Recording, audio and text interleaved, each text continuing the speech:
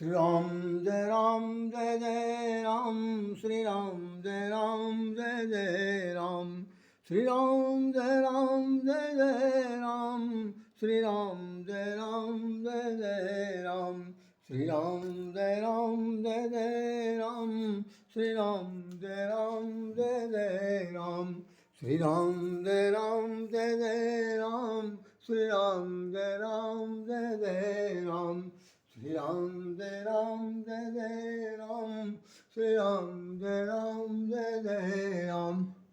सिया राम मैं सब जग जानी, करहूँ प्रणाम जोरी जुग पानी। सिया राम मैं सब जग जानी, करहूँ प्रणाम जोरी जुग पानी।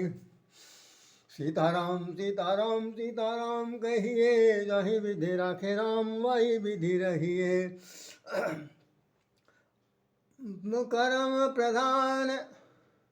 करम प्रधान विश्व करि राखा, जो जस करहि सो तस फल चाखा। करम प्रधान विश्व करि राखा, जो जस करहि सो तस फल चाखा। सिया राम मैं सब जग जानी, करऊँ प्रणाम जोरी सग पानी। सब मम प्रिय मम उपजाए, सब ते अधिक मनुज मुहि भाए। आज मानवाधिकार विश्व मानवाधिकार दिवस है। विश्व मानवाधिकार दिवस के उपलक्ष्य में बहुत कुछ कहने के लिए मेरे पास और शब्द थे, कहना भी चाहता था, आप सब लोगों के बीच में अपनी विचार को रखना चाहता था। पूरे विश्व के बात तो की, विश्व के मंडल की बात हो रही है। हम तो एक अकिंचन प्राणी हैं, विश्व में एक इकाई मात्र, अंश मात्र हैं, लेकिन फिर भी जो मैंने अब तक जाना समझा उसको मैं आपके सामने व्यक्त करना चाहता हूँ। आज ये देखिए कि मानवाधिकार ये पत्रिका है। इस पत्रिका के अंदर लिखा हुआ है कि विश्व शांति युद्ध से नहीं बुद्ध से हो सकती है। मतलब भगवान बुद्ध के उपदेश के द्वारा ही हम अपने विश्व में शांति ला सकते हैं, क्योंकि अहिंसो परमो धर्मा इनका सबसे बड़ा मुख्य स्लोगन था, कहना चाहिए उपदेश था। और गौतम बुद्ध ने कहा था कि दीपो भव, आप अपने आप में स्वयं दीपक बनिए। मतलब किसी के दिए से दिए जलने की जरूरत नहीं है, मतलब आप अपने में स्वयं प्रकाशमान बनिए, ताकि आपका जीवन सफल हो सके, आप दूसरे के लिए मार्गदर्शक बन सके। तो ये विश्व शांति के लिए लिखा हुआ एक इसके अंदर पत्रिका है, जिसमें हमारे यशस्वी प्रधानमंत्री भी दिख रहे हैं, और हमारे लाल बहादुर शास्त्री का भी दिखाई पड़ा, महात्मा गांधी का भी नाम दिखाई पड़ा। और आज by the way Navbharat times के अंदर ये निकला हुआ है, जिस पर ये खासतौर से मैं दिखाना चाहता हूँ कि जस्टिस ने क्या कहा। ये मैं आपको विशेष रूप से दिखा दूँ, क्योंकि ये देख ध्यान दीजिए, इस पर लिखा हुआ है। इस पर उन्होंने लिखा है जस्टिस साहब ने कि जस्टिस कौल ने कहा कि मानवाधिकार हनन की जांच के लिए आदेश आयोग बने। मानवाधिकार के हनन के जांच के लिए आयोग बनना चाहिए। ये कहना चाहिए सुप्रीम कोर्ट के जज जस्टिस कौल साहब ने कहा। इससे एक बात ये साफ हो जाती है कि भाई अच्छा, मोदी साहब ने भी कह दिया कि कोर्ट का फैसला जो है आशा की किरण है। ये आपके सामने दिखाई पड़ा कि वास्तव में ये जो 370 का निकला था, जो कानून था, या संविधान का जो कानून था, उसको उन्होंने पिछले वर्ष कैंसिल कर दिया था। वो 5 अगस्त की बात है। तो उसी को लोगों ने चैलेंज किया, और आर्टिकल 370 की जो चैलेंज किया गया, उसको 5 जस्टिसों की टीम बैठी और उसने ये निर्णय लिया कि वास्तव में जो किया गया वो गलत है। खैर, दूसरा आप ये देखेंगे कि ये हमारा एक लेख दिखाई पड़ रहा है आपके सामने। ये लेख कैनविस टाइम्स में छपा हुआ, कैनविस टाइम्स में छपा है। कैसे दिखाऊं मैं? ये कैनविस टाइम्स में छपा हुआ है, और साथ साथ ये उत्तर प्रदेश का अखबार है। ये जब छपा था तो उस तक तारीख थी 10 दिसंबर 1912। तारीख देखें आप, 10 दिसंबर 2012 की ये लेख है, जिसमें मेरा नाम कहीं पर जरूर लिखा जरूर होगा, देखेंगे आप, देखेंगे राधेश्याम राधेश में संभवतः निश्चित रूप से लिखा हुआ है, दिखाई पड़ा होगा सबको। देख लें कि राधेश्याम राधेश में लिखा हुआ। तो इसके अंदर जो कुछ भी हमने लिखा था कि मानवाधिकार दिवस पर विशेष जो था, उस पर लिखा हुआ कि संपादक ने जो अपनी कलम से उसमें जो एडिट किया है, वो लिखते हैं कि राजनीतिकों के कारण देश में मानवाधिकार के सिद्धांत की ऐसी तैसी हो गई। अब ये कलम उनकी चली है, हमने इसके अंदर ऐसा कुछ भी नहीं लिखा। राजनीति उन्होंने जो कुछ में बढ़ाया घटाया होगा, अब उसको यहाँ पर वर्णन नहीं किया जा सकता, लेकिन वो कह रहे हैं जितने भी राजनीतिज्ञ हैं वो चाहे किसी भी जात किसी भी उसके हों पार्टी के हों, लेकिन उन सब लोगों के कारण ही देश में मानवाधिकार का सिद्धांत का हनन हो रहा है। तो सिर्फ नेता लोग क्या जानते हैं, वो केवल अपना अधिकार जानते हैं। नेताओं को अपने हित के लिए सारे अधिकार पता है और किसी को नहीं पता। इस पर एक प्रकार की उन्होंने टिप्पणी कर दी थी, लेकिन मेरा सार्वभौमिक सत्य के रूप में लिखा गया एक लेख ही है, दो इन पत्रिकाओं में भी छपा हुआ। उस पत्रिकाओं का मैं अभी आपके सामने वर्णन करूंगा, तब तक के लिए आप मुझे अब आज्ञा दें, मैं बताता हूँ। आज जो अखबार निकला हुआ है उसमें साफ साफ लिखा हुआ है कि ये 370 जो था एक टेम्प्रेरी अरेंजमेंट था, संशोधन उस धारा को, उस नियम को, खासतौर उस कानून को निरस्त करना ही जरूरी था। ये कह करके उस अखबार ने अपनी बात को यहाँ पर श्री की है। बहुत से चीज़ें संसार में आती हैं जिनके बारे में ये हो जाता है कि भाई हम कहाँ तक सच है कहाँ तक झूठ है, ये देखना जरूरी है। तो अगर अगर मानो अगर मान लीजिए कि मानव के लिए अधिकार नहीं बने तो बहुत बड़ी समस्या आ सकती है कि व्यक्ति विशेष जो है वो आदमी को अपने बाहुबल से उसे रौंद सकता है, पदतलित कर सकता है, धूल धसित कर सकता है, मिट्टी में मिला सकता है, सब कुछ कर सकता है, क्योंकि उसके अधिकार में एक होता नहीं कि जिसकी लाठी उसकी भैंस, जिसके हाथ में चाबुक है वो सब कुछ करने के लिए तैयार है। ऐसी स्थिति आ जाती है तो वो उस जगह पर अगर हमारे पास कोर्ट ना हो, न्यायालय न हो, या इस प्रकार का कोई हर तरह से कोई समीक्षा करने वाला विशेष दल ना हो, तो मैं समझता हूँ कि मानवता का नाम तो वही केवल नाम तक रह सकता है किताबों में, और उसका अर्थ सामाजिक जीवन में, पारिवारिक जीवन में, राष्ट्रीय जीवन में, व्यक्तिगत जीवन में, विश्व स्तरीय जीवन में बिल्कुल दूरदर्शित हो सकता है। हमने जो इसमें लिखा है ये अभी मैं बताऊंगा कि इस संबंध में एक बात और जिस पर मुझे चर्चा करनी है, खास तौर से क्या हुआ। एक सेकंड में सुन लीजिए, मैं आपको अपनी पत्रिका बताता हूँ क्या हुआ। ये जो मानवाधिकार की दूसरी पत्रिका है, ये इसके संपादक जो है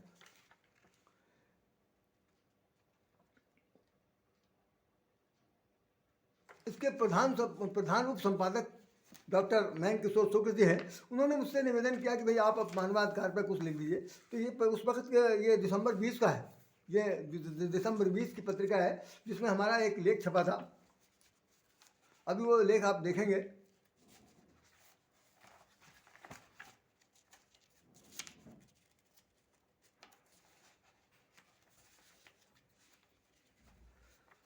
कि कोरोना काल में, ये अभी आप देख लीजिएगा, दिखा दूंगा। अभी तो सबसे ज़्यादा हमें ये बताना है कि वास्तव में इस पत्रिका के अंदर एक धर्मवीर, जिनकी बात मैं आपको सामने रख रहा हूँ, धर्मवीर श्रीवास्तव जी हैं, वो वरिष्ठ कवि हैं, लेखक हैं और एक बड़े अच्छे खासे पत्रकार हैं। उन्होंने ये कुछ बातें लिखी हैं जो मानवाधिकार से संबंधित है। मैं सिर्फ आपके संज्ञान में लाना चाहता हूँ कि वास्तव में ये बात कैसे सामने आ रही कि अधिकार कौन कौन से हैं, इनको उन्होंने बैफिकेट किया, हम उसे अभी बताएंगे। तो सबसे पहले बताते हैं कि मूलभूत मानव अधिकार, दूसरा है सार्वभौमिक मानव अधिकार। सार्वभौमिक मानव अधिकार का मतलब है यूनिवर्सल जो ह्यूमन बीइंग के लिए क्या अधिकार है वो उसकी होनी चाहिए। फिर मानव अधिकार का वर्गीकरण, कितने प्रकार के अधिकार हो सकते हैं, उनको कैसे मानव जीवन में ढाला जा सकता है, कैसे उसका उपयोग किया जा सकता है, इस पर वो वर्णन कर रहे हैं।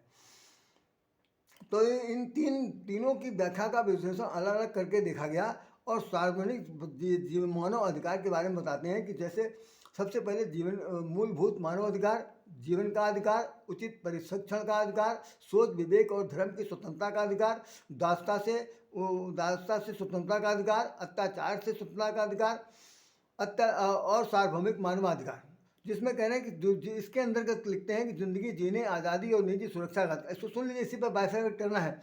समानता का अधिकार, सक्षम न्यायाधिकरण द्वारा बचाव का अधिकार, कानून के सामने व्यक्ति के रूप में मानवता का अधिकार, भेदभाव से स्वतंत्रता का अधिकार, दासता से मुक्ति का अधिकार, अत्याचार से स्वतंत्रता का अधिकार, मनमानी गिरफ्तारी और निर्वासन से स्वतंत्रता का अधिकार, अपराध न सिद्ध होने पर निर्दोष माने जाने वाले का भी अधिकार उसका होना चाहिए। फिर वो कह रहे हैं कि उचित सार्वजनिक सुनवाई का भी अधिकार होना चाहिए, आंदोलन का अधिकार, गोपनीयता, परिवार, गृह, पत्राचार में हस्तक्षेप की स्वतंत्रता का अधिकार, अन्य देशों में स्वर्ण का अधिकार, राष्ट्रीयता बदलने का स्वतंत्रता, विवाह और परिवार का अधिकार, शिक्षा और अधिकार, खुद की संपत्ति रखने का अधिकार, शांतिपूर्ण सभा और एसोसिएशन करने का अधिकार, सरकार से निःशुल्क चुनाव में भाग लेने का अधिकार, विश्वास और धर्म की स्वतंत्रता का अधिकार, समुदाय के सांस्कृतिक जीवन में भाग लेने का अधिकार, सामाजिक सुरक्षा का अधिकार और वांछनीय कार्य, ट्रेड यूनियन से सम्मिलित होने का अधिकार, अवकाश और विश्वास का अधिकार। अंत में उन्होंने लिखा है कि ऊपर दिए हुए अधिकारों में राज्य और व्यक्तिगत हस्तक्षेप का भी अधिकार होना चाहिए। लास्ट में उनका ये कहना है कि मानव अधिकारों का जो वर्गीकरण हुआ है वो क्लासिफिकेशन में, उसमें खास बात ये बताई जा रही है कि नागरिक और राजनीतिक अधिकार, नागरिक होने का अधिकार और नागरिक को राजनीति के अंतर्गत क्या अधिकार हो सकता है, इसका भी बैफेक्ट होना चाहिए वर्ग। तीसरा है सामाजिक अधिकार और मानव अधिकार का महत्व। इन सब चीज़ों पर श्री धर्मवीर श्रीवास्तव जी ने अपनी बात व्यक्त की है। आइए हम लोग अब कुछ चर्चा करते हैं। ये वही मानवाधिकार पत्रिका के अंतर्गत हमारे ये लेख छपा हुआ है। आप देखेंगे कि एक 2020 में छपा है जिसमें लिखा हुआ मानवाधिकार और आतंकवाद के सापेक्ष भगवत गीता का संदेश। मानवाधिकार और आतंकवाद के सापेक्ष भगवत गीता का संदेश, इसमें भी आप देखें कहीं पर मेरा नाम अवश्य लिखा हुआ। ये ऊपर टॉप पर देखें तो आप पर कहीं पर जरूर निशान बन रहा होगा। ये मेरे ख्याल से कैसे दिखाया जा सकता है,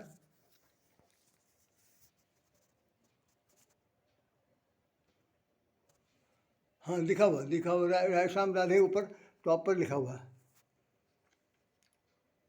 लेखक।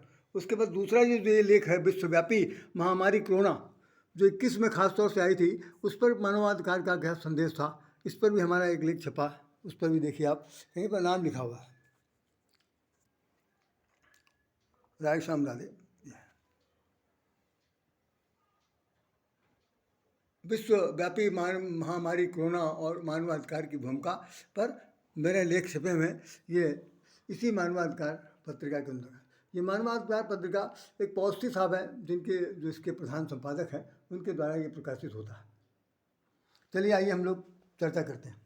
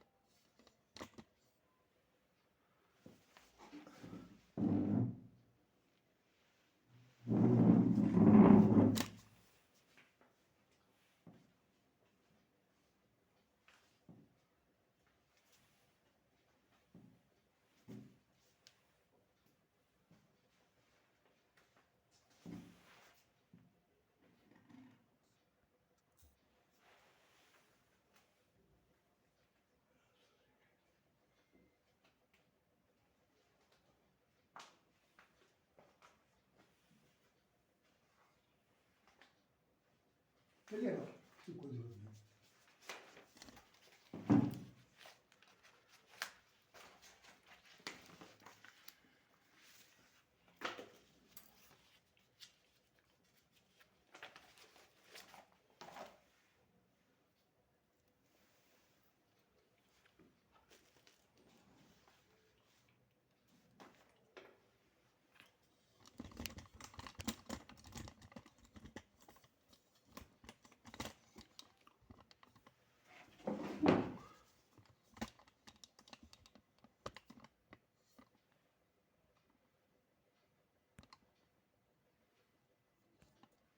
कार्यक्रम के संपन्न होने में कभी कभी बहुत विघ्न बाधा आती है।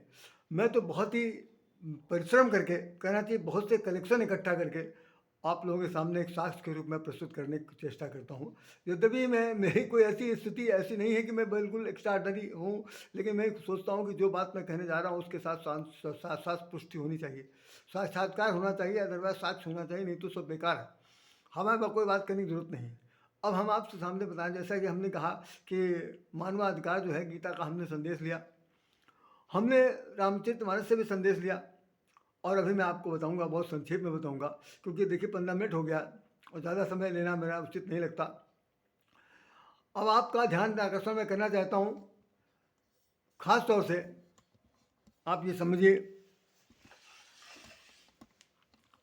सतयुग से लेकर अब तक जितने भी युग बने हैं, जितने भी युग बने हैं, उन सभी युगों में कोई ऐसा युग नहीं था जिसके अंदर मानवता के अधिकार के संबंध में कोई ना कोई बात रही हो। बस समस्या क्या रही कि जिसे आज हम मानवाधिकार कह रहे हैं, उस वक्त उसका नाम कुछ और था।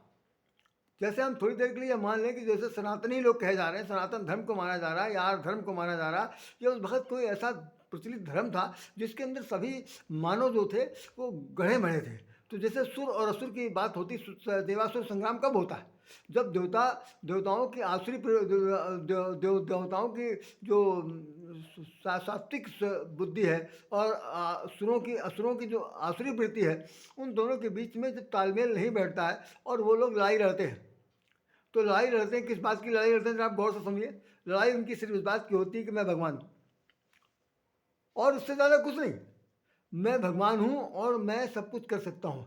जिस वक्त धरती पर भगवान किस सबको भेजता है, उसमें लिखा, आपको गीता का वो संदेश सुना देता हूँ, जरा से 1 मिनट सुन लीजिए। सबसे पहले तो भगवान का भजन करते हैं, उनसे वरदान मांगते हैं, शक्ति का वरदान मांगते हैं, प्रभु सत्ता का वरदान मांगते हैं। उसके बाद मांगने के बाद जब उनकी शक्ति सामर्थ्य प्रबल हो जाती है, और इतनी प्रबल हो जाती है कि वो दूसरों को किसी तरह से कुचल सकते हैं, पददलित कर सकते हैं, उनका राज हड़प सकते हैं, उनको छीन सकते हैं, उनको दास बना सकते हैं, उनके जो अपने से छोटे हैं उनको अपने से कुछ नहीं समझ सकते। और एक बार ये हो जाता है भगवान को भी कुछ नहीं समझते। ये जो संसार में रक्त संस्कृति आई है, जिसके रावण के नाम से जो जाना गया, रक्त संस्कृति जो आई, रक्त संस्कृति क्या है कि वो उसने कहा कि भगवान दुनिया में कोई नहीं है, मैं अपनी रक्षा स्वयं कर सकता हूँ। वह वहीं से रक्त संस्कृति शुरू हुई, और भगवान ये कह रहा है कि भाई ये तो मेरा आदमी है, हमने इसको पैदा किया, और आज ये रक्त संस्कृति लेके चला, तो रक्त संस्कृति चलेगी नहीं, चलेगी तो राम की संस्कृति चलेगी, चलेगी तो सनातन संस्कृति चलेगी, चलेगी तो जो विश्व का विधाता है उसकी संस्कृति चलेगी। तो अगर आप उसके बीच में अड़ंगा मारेंगे तो नतीजा क्या होगा? कोई ना कोई तरीका भगवान अपनाएंगे, उसमें यह है कि नाश भी होगा, विनाश भी होगा, सब कुछ होगा। तो हर युग में ऐसा हुआ। जब मैं ये कहता हूँ कि 28 बार सतयुग, त्रेता, द्वापर आ चुके हैं, और ये 28वां युग चल रहा है कलयुग का, तो आप अनुमान लगा सकते हैं करोड़ों करोड़ों अरबों अरबों बार ये युद्ध सब हो चुके हैं, और मानवाधिकार की समस्या अभी तक चली आ रही। यहाँ देखिए गीता का ये मैं एक श्लोक पढ़ रहा हूँ, इसके अंदर लिखा हुआ, ये 16वां अध्याय के अंदर, इसके अंदर 16वां अध्याय में 14वां जो श्लोक है उस पर इसमें लिखा हुआ है कि असो मया हत शत्रु हनिष्ये चा प्राणिपि ईश्वरो अहम भोगी सिद्धोहम बलवान सुखी। वो कहता है जिसके पास शक्ति प्राप्त हो गई है, वो कह रहा है कि वह शत्रु मेरे द्वारा मारा गया, जबकि भगवान कह रहे हैं मेरे उसके द्वारा मारा नहीं गया, वह शत्रु मेरे द्वारा मारा गया, उन दूसरे शत्रुओं को भी मैं मार डालूंगा। मैं ईश्वर हूँ, ऐश्वर्य को भोगने वाला हूँ, मैं सब सिद्धियों से युक्त हूँ और बलवान और सुखी हूँ। जब ये तरह की गलतफहमी जीवन में आ जाएगी तो मानवाधिकार का हनन बिल्कुल प्रारंभ हो जाएगा, फिर उसको कोई माई का लाल इस धरती पर रोक नहीं सकता। यही स्थिति इन्होंने कह दिया। भगवान कह रहे हैं कि उन्होंने कहा कि मैंने सारे संसार को पैदा किया, सबको पैदा किया है, सभी का रक्षक हैं, लेकिन रक्षक होते हुए भी अगर कोई मुझे नहीं समझता तो मैं उसके प्रति कुछ नहीं कर सकता। भगवान अर्जुन ने उनसे पूछा था कि आप द्वापर में, भगवान आप बताइए आप क्या हैं, आप जो ये विकराल रूप धारण कर रखा है, जो आप विराट रूप धारण कर रहा, आप क्या है? तो भगवान बोले मैं लोगों का नाश करने वाला बढ़ावा महाकाल हूँ, और सृष्टि का विनाश करने के लिए आया हूँ, जितने भी आसुरी प्रवृत्ति हैं उनको सबको नष्ट कर दूंगा। तो ये भगवान ने इस तरह से बात कही, और बहुत सी जगह पर कथन उसमें आई हैं जिनमें वो ये कहना चाहते हैं। हाँ, ये बात बहुत गौर से सुन लीजिए। 10वां अध्याय के अंदर 39वां श्लोक का अर्थ है। उसमें लिखा हुआ है कि हे अर्जुन, जो सब भूतों की उत्पत्ति का कारण है वह मैं ही हूँ। मतलब इसमें सुर असुर सब शामिल हैं, दानव मानव सब शामिल हैं। कोई व्यक्ति संसार में नहीं है जो ना हो। भगवान कह रहे हैं कि हे अर्जुन, सब भूतों की उत्पत्ति का कारण कौन है? वह मैं ही हूँ, क्योंकि ऐसा चर और अचर कोई भी भूत इस धरती पर नहीं है जो मुझसे रहित हो। अब आप अनुमान लगा लीजिए लड़ने वाले कितने लोग हैं। आज की लड़ाई कैसी हो रही है? सारे संसार में किस बात की लड़ाई है? सारे संसार में किस बात को लेकर लड़ाई है? सबको सबको यही कहना है कि जहाँ तक हो सके हम अपनी प्रभु सत्ता से, हम अपने बाहुबल से, हम अपनी स्वयं शक्ति से, हम अपने एकाधिकार से सबके ऊपर अतिक्रमण करके उनको जीत लें, उनको परास्त करके उनको अपने अधीन बना लें। वो अधीन बनाने के बाद पूरे विश्व में हम राज करें। पिछले दिनों कुछ एक ऐसा ऐसा आर्टिकल और आया छपा था और हमने वीडियो में कई बार देखा कि कुछ जो क्या कहना चाहिए, जो अरब कंट्री के देश हैं, उनमें से कुछ लोगों नेताओं ने इस बात कही थी कि हम चाहते हैं कि पूरा विश्व इस्लामिक हो जाना चाहिए और इस्लामिक जो भाई कहना चाहिए कि उनका जो मालिक है, उनका जो खुदा है, उसके अंडर में सब लोग रहेंगे। अब वो किस तरह से बात करना चाहते हैं, उस पर क्या क्या कहना सुनना उनका क्या है, भाई मुझे कतई उसके विस्तार में मालूम नहीं, जानकारी बिल्कुल नहीं है। लेकिन ऐसा उन्होंने कहा। ईसाई भी अपने ढंग से बात कर रहे हैं, तो और धर्म वाले अपनी बात करें। तो हिंदू संस्कृति जो कहती है, जिसे कहना चाहिए सनातन धर्म कहा जा रहा है, तो हम तो सिर्फ आपसे बनाते हैं, ना कोई धर्म है ना कोई अधर्म है। सिर्फ एक धर्म है जिसका नाम है मानव धर्म। मानव धर्म का सबसे बड़ा मूल उद्देश्य यह है कि तुम जियो और जीने दो, जीने के लिए दो। इस धरती पर जो कोई व्यक्ति आया है वो जीने के लिए आया है। कीट पतंगे से लेकर के, पशु पक्षी से लेकर के, चौपाया से लेकर के, जितने भी पढ़े लिखे अनपढ़ गंवार जो कुछ भी हैं, गरीब हैं, निर्बल हैं, असहाय हैं, अनाथ हैं, जो भी हैं, उन सबको जिलाने वाला, मारने वाला भगवान कहता मैं सिर्फ अकेला हूँ। मैं ही संसार को जिला सकता हूँ और मैं ही मार सकता हूँ। जो लोग हमारे किसी भी काम में हस्तक्षेप करेंगे, उनके साथ जो होगा वो अन्याय, उसका मैं पूरी तरह से जो कर सकता हूँ वो करके रहूँगा। तो आप अगर देखेंगे तो इस वक्त क्या स्थिति है कि कोई व्यक्ति सुरक्षित नहीं है। मानवाधिकार की स्थिति बात कर रहा हूँ मैं। मानवाधिकार में कोई ऐसा अब आप ज़्यादा दूर जाने की जरूरत नहीं है। यही अभी हमने एक चौपाई पढ़ी थी जिसमें हमने कहा था कि कर्म प्रधान विश्व के राखा, जो 10 करें सो 10 फल चाखा। ये सारा संसार जो है कर्म करने का है। कर्म की प्रधानता यहाँ पर दी गई है। जो जैसा करेगा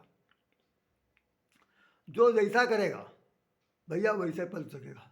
मैं जैसा बीज बोगे वैसे खाओगे। वो गीता का भी कहते नहीं कि जैसा कर्म करेगा फल देगा भगवान। ये तो गीता का ज्ञान, ऐसा कुछ गाने बजाने भी बहुत सारे आते रहते थे, हम लोगों ने भी सुने अपने समय में। तो हम अपने बचपन से देखते चले आ रहे हैं। बुरा न मानिएगा, मैं क्षमा चाहता हूँ, बुरा न मानिएगा। बचपन से मैं देखता चला आ रहा हूँ कि बहुत सारे लोग, आज कोई नई चीज़ नहीं दिखाई पड़ रही है। जैसे जैसे विकास हो रहा है, वैसे वैसे मस्तिष्क के अंदर भी एक विकास हो रहा है। वो विकास क्या हो रहा है कि एक पहली चीज़ तो यह है कि भाई व्यक्ति विशेष जो है मनी माइंडेड हो गया और वो धन संग्रह के लिए वो कोई भी काम कर सकता है, कोई भी सबसे निम्नतर काम कर सकता है और निम्नतर काम करके वो धन कमा करके बहुत बड़ा आदमी बनना चाहता है। बहुत बड़ा, जितना बड़ा आदमी, जितना बड़ा भगवान ने उसको बनाया नहीं। अब उसके लिए जो कुछ काम करेगा तो परिणाम क्या होगा, उसके अधनिष्ठ बहुत सारे लोग जो होंगे वो पददलित हो जाएंगे। उनको वो डांट सकता है, फटकार सकता है, मार सकता है, नष्ट कर सकता है, उनकी तूती बंद कर सकता है, उनको हर तरह की सजा दे सकता है। आप थोड़ा सा ज़्यादा दूर जाने की जरूरत नहीं है। आप मुगल पीरियड में देखिए, मुगल पीरियड की लापरवाही थी या उनकी तरफ से कोई ऐसा आराम था, क्या चीज़ था? अंग्रेज़ यहाँ पर कैसे आए? अंग्रेज़ आने के बाद उन्होंने क्या काम किया? उन्होंने अपने बूट की नोक पर हिंदू मुसलमान दोनों को दलित कर दिया था। हमने तो मैं उस वक्त तो पैदा नहीं हुआ था, हम तो देश की आज़ादी के बाद पैदा हुए।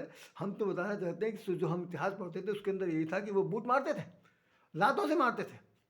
और बहुत सारे लोग जो गरीब थे, जो खुंचे पंचे लगाने वाले थे, जो निर्धन थे, वो लोग कहते थे कि अंग्रेज़ों का राज ठीक था। अब जरा सा कल्पना करिए, अंग्रेजों का राज किस बात का ठीक था कि अंग्रेज लोग सुबह सुबह बताते हैं, भाई हमारे पिताजी वगैरह बताते हैं कि सुबह सुबह लेके चाय दौड़ाते थे, हर जगह ज़्यादा कुंडी खटखटा चाय देते थे, अंदाज़ा लगाते थे कि भाई कितने लोग इसके पियक्कड़ हैं और उनको इसका आशिक बना देना चाहिए और उनसे काम लेना चाहिए। बहुतों किसी को रियासत दे दिया, किसी को हवलदार बना दिया, किसी को चौधरी बना दिया, तालुकदार बना दिया। इन लोगों के थ्रू उन्होंने अन्य लोगों के ऊपर बहुत बड़ा कुकर्म काम किया। खैर, सत्ता चली गई। अब जो सत्ता आई है, अभी 70 साल वाला जो जिक्र आप चल रहे हैं, देख रहे हैं कि जिन लोगों ने सत्ता संभाला, उन लोगों के अंदर छुपे रुस्तम निकले। हम लोग तो दूर दूर तक नहीं जानते थे कि ऐसा भी हो सकता है, लेकिन वो छुपे रुस्तम होकर के हिंदुओं का जल काट रहे थे और वो एक प्रकार का दूसरे संप्रदाय वालों को बढ़ोतरी के लिए आगे बढ़ा रहे थे। कितना दिमाग में उनकी खुराफात था या उनकी नीति थी, समझ में नहीं आया। तो मैं मानवाधिकार के संबंध में सिर्फ इतना कहना चाहता हूँ कि जियो और जीने दो। भगवान ने सबको जीने का अधिकार दिया है, सबको मारने का अधिकार उसी को प्राप्त है। आप अगर मार रहे हैं तो समझ लीजिए कि ये तो अकाल मृत्यु हो रही है या फिर उसमें भगवान की कहीं ना कहीं इच्छा हर होगी, अन्यथा तो बताते हैं भगवान की इच्छा के बिना एक पत्ता भी नहीं हिल सकता। तो निश्चित रूप से तो अगर आपने किसी को दंडित कर दिया है तो आप विश्वास मानिए उसका फल आपको प्रतिफल मिलेगा। बच नहीं सकता कोई दुनिया में, भले ही कुछ कहे। हम तो अभी जब जिस वक्त नौजवान लड़के लड़कियों को देखते हैं, उनका मेल मिलाप करते हुए, सड़कों पर टहलते हुए, गाने गाते हुए, जाते हुए, गले में हाथ डालते हुए, तो देख करके एक बार मैं अपने मन में सोचता हूँ, बुरा न मानेगा, मैं अपने मन में सोचता हूँ कि इनको अभी मृत्यु का डर नहीं है। इनको मालूम नहीं है कि मौत भी कभी आएगी, शरीर जर्जर भी होगा और शरीर नष्ट भी होगा। ये सुंदरता किस दिन काम आएगी? केवल मानसिक रूप से अभी सोच समझ लेने के लिए कुछ। तो भाई सच्चाई ये है कि जितने भी हमारे लेख छपे हैं, उन सभी लेखों में हमने ज़्यादातर विशेष रूप से ये लिखा है कि राजनीति की खासतौर से, राजनीति में विशेष रूप से जैसे होता नहीं कि उसमें एक छल छंद की गंध आती है। कोई राजनीतिक पार्टी ऐसी नहीं है, बुरा न मानेगा, आज के तारीख में अद्यतन यात्रा की बात कर रहा हूँ मैं, आज तक की राजनीति में कोई भी ऐसा राजनीतिज्ञ नहीं है, कोई भी ऐसी राजनीतिक पार्टी भी नहीं है जिसके अंदर छल छंद की गंध ना आती हो। कौन किस तरह से किसको कब नेस्ताबूद कर देगा, कहना बहुत मुश्किल है।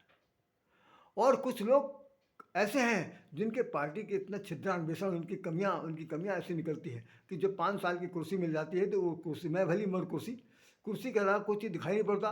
उस वक्त कुर्सी के दायित्व को, कुर्सी के प्रभुत्व को, सत्ता को पा करके आदमी लोग जो है बहरा जाते हैं।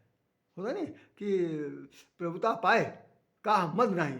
इस संसार में ऐसा कौन व्यक्ति है जिसको प्रभुता मिल गई हो, सत्ता मिल गई हो, शक्ति मिल गई हो, सामर्थ्य मिल गया हो, हर प्रकार का समर्थन मिल गया, अरे भाई वो मदान नहीं हुआ? वो समझ कह रहे ऐसा कोई नहीं, कोई नहीं है। यहाँ तक कि भरतलाल जी को लक्ष्मण जी ने कह दिया, लक्ष्मण जी ने कह दिया कि ये जो है खास तौर से आए हैं अकंटक राजू, आ रहे हैं सारी सेना लेकर के, ये इनको भी प्रभुता मिल गई है, राज मिल गया, तो सोच रहे हैं कि इन दोनों भाइयों को मार के डाल दे, उसके बाद हम लोग राज करेंगे। और आखिर में उन्होंने भगवान राम से कह दिया, भगवान राम ने उनको बताया नहीं ऐसा नहीं, ऐसा नहीं, सुच सुबंध से नहीं भरत समाना, तात तुम्हार शपथ पितवाना, सुच सुबंध नहीं भरत समाना, भरत के समान पवित्र हृदय वाला, हे तात, हे मेरे भाई, पिताजी की सौगंध, वैसा भाई दूसरा कोई है ही नहीं। कितना आदर सत्कार उस वक्त था। खैर चलिए वो बात छोड़ लो, हम थोड़ा सा वो बता दूँ, समय बहुत हो रहा कि जैसे सतयुग में जहाँ आप देख लो, जैसे उनका उदाहरण देख लीजिए कि हिरण्याकश्यप का क्या है, लोग होलिका दहन करते हैं, जलाते हैं, फैलाते हैं, सब कुछ होता है उसका, नरसिंह भगवान पैदा हुआ, उन्होंने मारा, सब कुछ क्या, एक भक्त प्रहलाद के लिए जीने का अधिकार उसका मिट्टी मिला दिया। और उसके विपरीत बहुत से लोग बोल रहे हैं। आजकल की 26 पार्टियां ऐसी बनी हैं जो खास तौर से कुछ ऐसी कह रही हैं। तो उस युग में भी एक शेख थे, देवता और असुर लड़ाई लड़ते थे। त्रेता युग में आइए, एक थोड़ी सी बात मैं छोटे संक्षेप में कहना चाहता हूँ जो मेरे दिमाग में अक्सर घूमती रहती है कि अगर विश्वामित्र और रामचंद्र जी ना होते तो मैं सच बता रहा हूँ आपको कि रामराज की स्थापना तो जो होनी थी होगी, क्योंकि उसको तो प्री प्लान था, होकर रहती। लेकिन बहुत सी ऐसी कमियां थी त्रेता युग में जिसका समाधान ढूंढना बड़ा मुश्किल काम था, बहुत मुश्किल काम था। उस वक्त भी मानवाधिकार का हनन हो रहा था, कम से कम रावण के ने तो साफ साफ उसमें लिखा हुआ कि राखे कौन स्वतंत्र, उसने सबको मारपीट के कायदे से कर दिया था। यहाँ तक कि वो समय उदाहरण मिला जब जब जब उसकी सेना भागने लगी रण क्षेत्र से, तो कहता है, जरा दोहा चौपाई सुन लीजिए। सर्वस खाई भोग करी नाना, रावण बोला, सर्वस खाई भोग कर नाना, समर समर भूमि भय बल्लभ नाना। अब जब लड़ाई का मामला आया, लड़ाई के मैदान में आना हुआ लड़ने झगड़ने के लिए, तो कह रहे हो हम नहीं लड़ेंगे। समर भूमि भय बल्लभ नाना, और बहुत बड़े वो बने हो बल्लभ, मैंने बड़े स्वामी बने वो, अभी इसी तलवार से काट के फेंक दूंगा, पीछे मुड़कर देखना नहीं, आगे चलो। मतलब उसने कहा कि जितना हमने खाना खिलाया वो सब यहीं सुन लूँगा, जितना तुमको वैभव दिया। कह रहा है कि सर्वस खाए सर्वस खाए भोग कर नाना। लेकिन राम की राज में ऐसा नहीं है। राम के राज में उन्होंने कह दिया था कि सब नर करें परस्पर प्रीति, चलें सुधर्म निरत पत्नी थी। इस सब जो बात से पहले की स्थिति देख लीजिए। मैं राजा जनक का उदाहरण देना चाहता हूँ, बहुत संक्षेप में सुन लीजिए। परशुराम का उदाहरण देना चाहता हूँ, बहुत कायदे से सुन लीजिए। क्या बात है भाई। जानकी जी की बड़ी हो गई है, उनकी शादी करनी है, और राजा जनक ने सबको बुलाया। लिखा हुआ भूत देश देश के भूपत नाना। अब आप जरा अनुमान लगाइए, जरा ये मानवाधिकार को ध्यान में रख के बोलिएगा, समझिएगा कि देश देश के भूपत नाना आए सुन जो प्रण कर ठाना। हमने जो प्रण कर दिया उसको सुन कर गया। अब आप इसमें बता सकते हैं लड़की कितनी एज की है? कौमार है, कुमारी है, 18 साल की है, बहुत अधिक 21 साल की है। और देश के राजा कितने आए? मानवाधिकार सामने रखिए, उसको बात करना चाहता हूँ कि राजा जनक ने इतने महान आत्मा परमात्मा हो, परम पद प्राप्त विदे थे। उन्होंने सारे ये नहीं उन्होंने घोषणा की कि भाई इस टीन एजर वाले ही लोग आएंगे, राजकुमार लोग आएंगे, लेकिन उसमें राजा आए, अधेड़ उम्र के भी आए होंगे, और जानकी जी की दुगनी उम्र के लोग आएंगे, बुढ़े भी आए होंगे, सब लोग आए होंगे। ये गलत है, बिल्कुल गलत हुआ ये जो निर्णय हुआ। ये मैं क्षमा चाहता हूँ, मैं किसी की टिप्पणी नहीं करना चाहता, लेकिन मैं बता सकता हूँ ये चौपाई बताती है कि देश देश के भूपत नाना तो काहे के लिए आए हैं? शादी करने के लिए आए हैं। और स्थिति हो गई राजकुमार, जब जब उन लोगों से धनुष नहीं टूटा तो जनक क्या कह रहे हैं? तजऊ आस निज निज गिरा जाऊ, लिखान अबिध वैदेही बिहाऊ। सब लोग भाग जाओ, ये हालत है। घर में बुलाया करके बेइज्जती। सजो आस निज निज ग्रह जाओ, लिखान अबिद वैदेही बिहाऊ। और अब को नहीं माखे भट मानी, वीर विहीन मही मैदानी। अब को नहीं माखे भट मानी, वीर विहीन मही मैदानी। मैं समझ गया इस धरती पर कोई भी राजा ऐसा नहीं है जो धनुष तोड़ सके।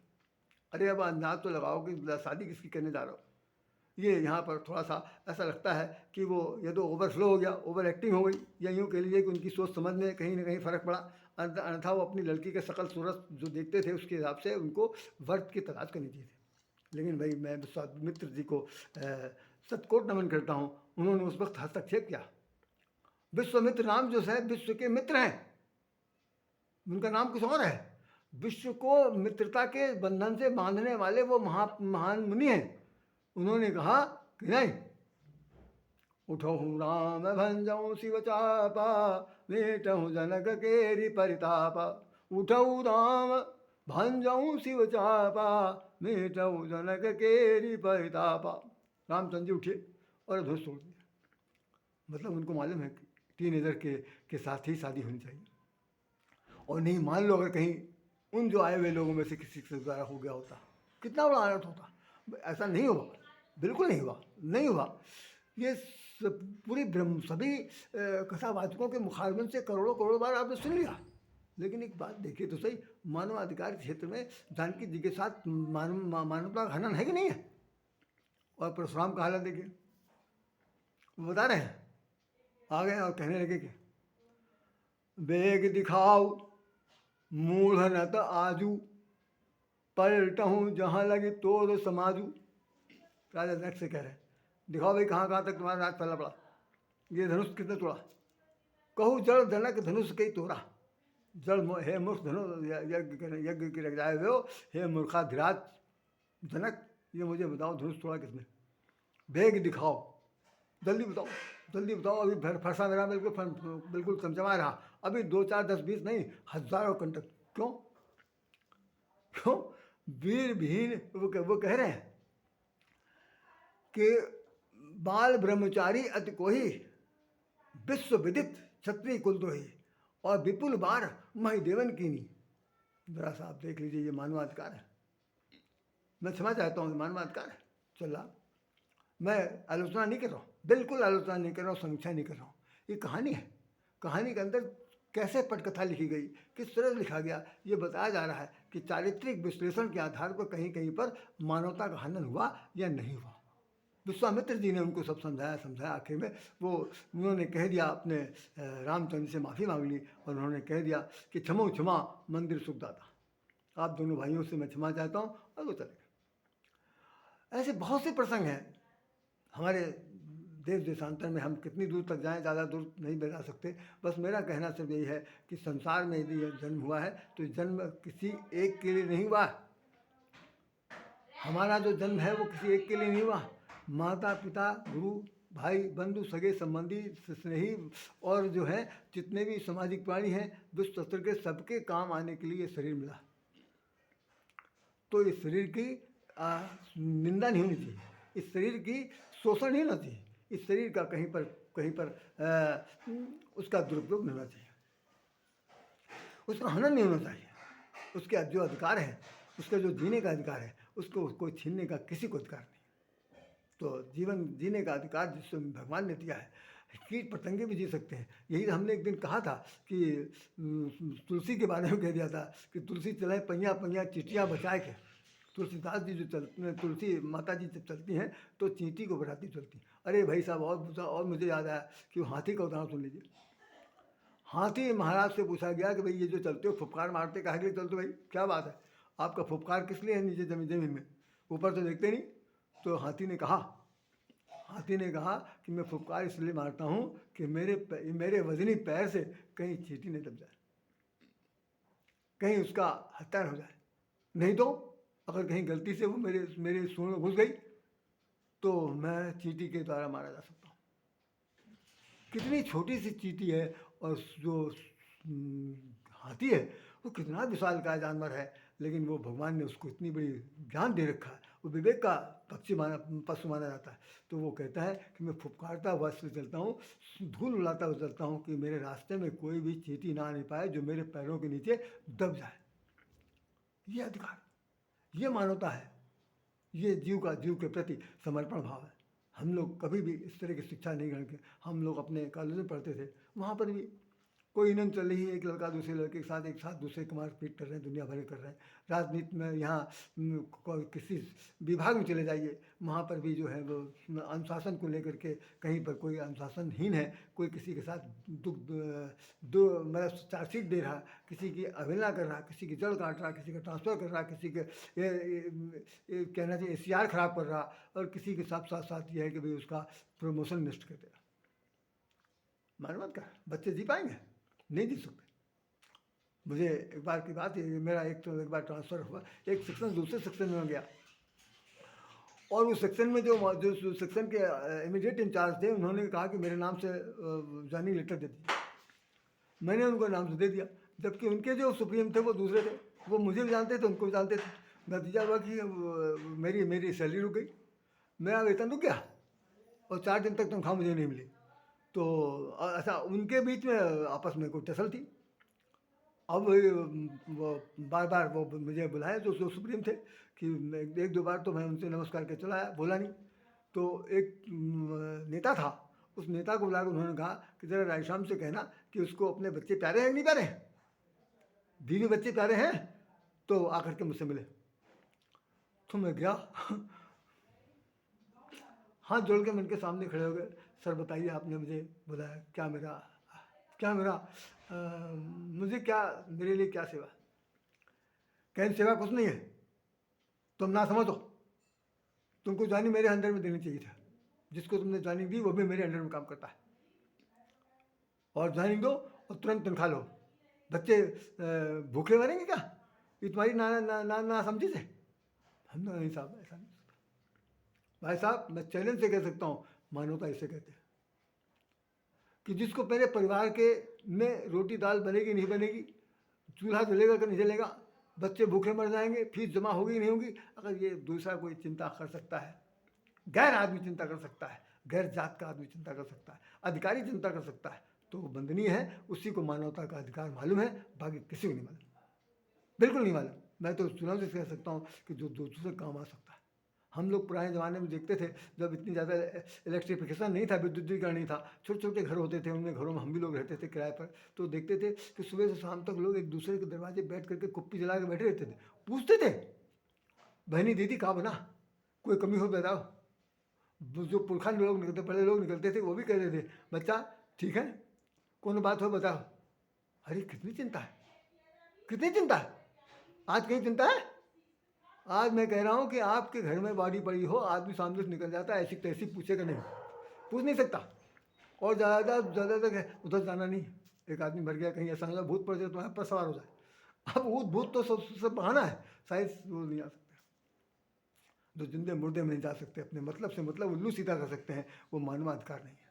मानवाधिकार कहता है हम जिएंगे जीने देंगे, जिएंगे जलाएंगे, जिएंगे जलाएंगे, और कोई धर्म नहीं है, सबसे बड़ा धर्म मानव धर्म है। हर व्यक्ति को, कोई संप्रदाय नहीं, कोई किसी प्रकार की कोई न कोई ईश्वर है, न कोई कोई ईश्वर का कोई उतला पुतला है। सबसे बड़ा ईश्वर ये है कि हमारा आपका मनो विचार उस सात्विकता की तरफ कितनी कितनी ऊंचाई तक ले जा सकता है, यही मानवता है, यही मानवता का अधिकार है। और बाकी सब कुछ झूठा है, सब कुछ झूठा है। ऐसे ऐसे उदाहरण मिलते हैं कि लोग छिपे रूप सम होकर के मन में राम बगल में छुरी करके सिर काट देते हैं, जड़ काट देते हैं। बच्चों में ऐसी हरकत आ गई है, आज की शिक्षा पता नहीं क्या क्या दी जा रही। तो मेरा सबसे बड़ा यही आपसे कहना है, आप लोगों से कि निवेदन मेरा करना चाहता हूँ कि मैं ज़्यादा कुछ वर्णन तो नहीं कर पाया। आज जो विश्व युद्ध हो रहा, इसराइल हमास के बीच में युद्ध हो रहा, वो क्या है? केवल प्रभु सत्ता के लिए युद्ध हो रहा। हमास आतंकवादी संगठन है, तो इसराइल के बहुत सारे लोग मारे जा चुके हैं। स्थिति चीन और अमेरिका के बीच में तनातनी है, अमेरिका रूस और चीन के, रूस और उसके बीच में अमेरिका के बीच में तनातनी है। ये सब लोग क्या चाहते हैं? सब लोग ही चाहते हैं कि किसी तरह से हमारी चले, हमारा चले, हमारा एकाधिकार चले, मेरी मोनोपोली चले। लेकिन भाई दिवाली तो कहिए कि हमारे देश में इस वक्त जो होनहार यशस्वी प्रधानमंत्री जो हैं, उनके बारे में लोग पीछे पड़े हुए हैं कि किसी तरह से वो दोबारा न चैन में आ सके, जबकि उन्होंने अपनी तरह से जो कुछ किया है वो अब किसी से छिपा नहीं है। कितने लोगों के जितने भी छुपे रुस्तम थे, उन सबका बिल्कुल पाप का घड़ा फोड़ दिया, निकल के बाहर आ गया। अब वो मुँह दिखाने लायक नहीं बचे, और उनको सब लोग कुछ ना कुछ कहते चला रहे, लेकिन वो भी बंदा किसी भगवान से कम नहीं है। मैं तो ये कहूँ किसी भगवान से कम नहीं है, और सब कुछ कर रहे हैं। तो निश्चित रूप से आदमी को चाहिए कि वक्त से डर कर रहे। ये समय जब आएगा, भगवान ने कह दिया मैं किसी को छोड़ूंगा नहीं। इसमें सबसे ज़्यादा हमने एक किताब में पढ़ा था, मुझे याद आ रहा कि किसी योगी हरि का लिखा था शायद, विश्व एक मंदिर एक हाई स्कूल में किताब चलती थी, उसमें उन्होंने लिखा था जिस दिन क्रांति आएगी, जिस दिन क्रांति आएगी, तो न केवल अच्छाई न केवल बुराई के साथ अच्छाई भी भस्मसात हो जाएगी। जो अच्छे से अच्छे लोग हैं वो भी मारे जाएंगे, बुरे से बुरे लोग वो भी मारे जाएंगे। तो यही तो होता है। महाभारत के युद्ध में कितना हुआ? 18 छोड़ी सेना प्रतिदिन मारी जाती थी, और छोड़ी को अगर लाख में गिन लीजिए तो 18 लाख लोग पर डे मारे जाते थे। 18 दिन मारे गए तो कितना हुआ? 326 लाख, करोड़ में गिनती हो गई। और आप राम रावण के युद्ध में देख लीजिए, आपको जान के आश्चर्य होगा, शायद अभी तक पढ़ा होगा रामायण 50 बार, लेकिन नहीं जानते होंगे बंदर की संख्या कितनी थी। सुना आपने? बंदरों की संख्या पदम 18 जूथव बंदर, जरा गिनती गिनो भैया। लाख क्या क्या कहते हैं, 1000, 10,000, लाख, 10 लाख, करोड़ 10 करोड़, अरब 10 अरब, पदम 10 पदम, नील 10 नील, इस तरह से। तो 18 पदम केवल बंदर थे। फिर भालू कितने थे? फिर राक्षस कितने थे? रामचरित मानस का लंका कांड देखिए, हम तो आजकल पढ़ रहे हैं, करोड़ों करोड़ों लोग युद्ध होगा। और सबकी दिमाग देवर केवल यही है कि हमें राज चाहिए, हाँ, चाहे कैसे मिले, साम दाम दंड भेद जैसे मिले, लेकिन राम इसके विपरीत है। राम नहीं चाहते, राम चाहते हैं कि जो कुछ भी हो, कह जी कि हृदय परिवर्तन होना चाहिए। आपके मन में ये बात आनी चाहिए कि गलत है, इस गलत का हमें विरोध करना है। नहीं, इस जिस तरह हम जी सकते हैं, हमें आवास भोजन वस्त्र की आवश्यकता है, हमें भी हवा पानी की आवश्यकता है, ठीक इसी प्रकार से इस निर्बल को भी चाहिए। बहुत बड़ी बात है। एक घटना और घटी थी। मैं एक इंग्लिश की पोट्री थी, उसको मैं पढ़ रहा था अपने हाई स्कूल या एजुकेट क्लास में। उसमें था कि एक मजदूर है, बहुत गर्मी का मौसम है, उसके अंदर वो पत्थर तोड़ रहा, जैसे वो न लिखा था न्यायालय ने, वो तोड़ती पत्थर, ऐसे उसमें कहानी भी है। वो आदमी पत्थर तोड़ा, तोड़ते हुआ कि बहुत ज़्यादा धूप थी, धूप के अंदर उसको जो है वो मूर्छा खा गया। मूर्छा खाने के बाद वो सो गया और उसका प्राणांत हो गया। वो कविता ये है, अंग्रेजी की कविता ये है। तो उसका जो मालिक आने के बाद चाबुक मारता है, और उसका हिंदी रूपांतर बोल रहा हूँ। चाबुक मारता है, कह रहा, अरे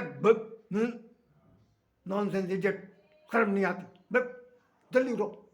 और वो उसको चाबुक पर चाबुक मारता चला जा रहा। अचानक उसने कहा, है ये उठा नहीं, ये अभी उठा नहीं। और उसके बाद उसने जैसे उसको धक्का दिया, उठाया, हिलाया डुलाया, आप यकीन मानिए वो बॉडी जो थी लुढ़क कर नीचे गिर गई। तो कहते, ओ हो, ये इट इज़ वेरी सैडफुल, हाउ, क्या अब क्या कर सकता हूँ मैं, क्या कर सकता हूँ। तो वो प्रायश्चित किस काम का भाई, वो प्रायश्चित किस काम का, कौन सा मानवाधिकार का प्रयोग किया भाई। मानवाधिकार ये था कि उसको कम से कम उसको धूप छाई में भी शांति मिलती थी। उसके लिए आवास भोजन वस्त्र के साथ सोचना चाहिए था। केवल कोड़े चलाने से काम नहीं कर सकता। हमारे आपके यहाँ इस समय मैं कह दे रहा हूँ, इस समय सबके जीवन में एक बहुत बड़ी समस्या है कि कोई किसी का हितैषी नहीं है। बुरा न मानना भैया, कोई किसी का हितैषी नहीं है।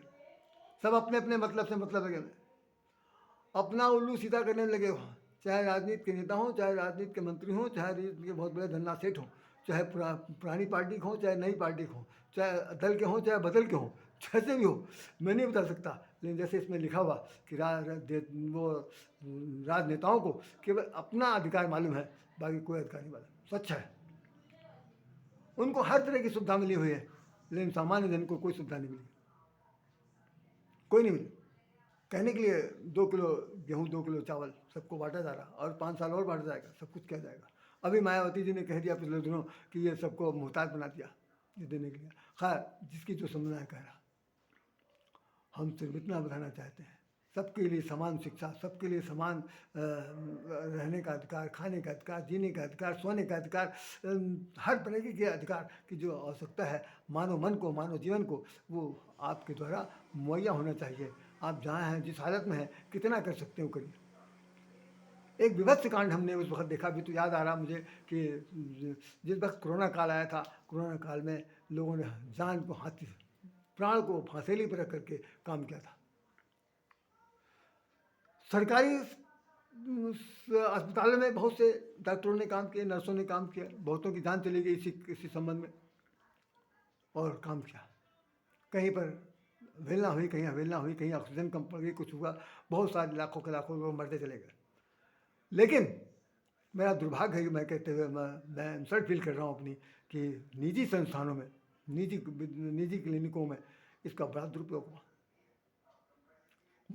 हुआ, बिना मौत के मार दिया गया, ऐसा भी निकला, पेपरों में निकला। सील बंद कर दिए गए थे उन अस्पतालों में, और उनके कोई किसी प्रकार की केयर न करके आदमी मर जाता था। उसके जितने भी ऑर्गन्स थे, शरीर के जितने अंग थे, वो सब काट के निकाल लिए गए और उसको विदेशों में बेचा गया।